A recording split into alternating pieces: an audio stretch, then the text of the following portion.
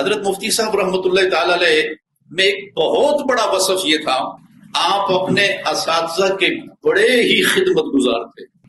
استاد المحدثین حضرت مولانا غلام رسول رضوی علیہ رحمہ، بڑے استاد صاحب قبلہ، آپ جب لاہور آتے حضرت مفتی صاحب رحمۃ اللہ تعالی علیہ ان کی خدمت میں حاضر ہوتے، جامعہ میں دعوت دیتے۔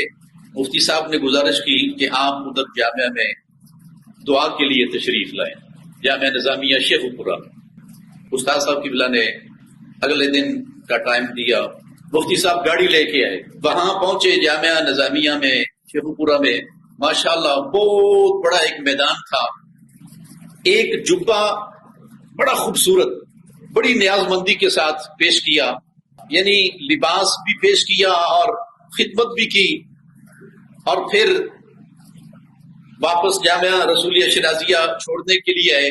تو مجھے اندازہ ہوا کہ ہم نے تو لاہور میں سب سے بڑا عالم مفتی صاحب کو دیکھا ہے، حضرت استاد صاحب علیہ رحمہ، مفتی صاحب بھی ان کے قدموں کو ہاتھ لگا رہے ہیں، گھٹنوں کو ہاتھ لگا رہے ہیں، ہاتھ چوم رہے ہیں۔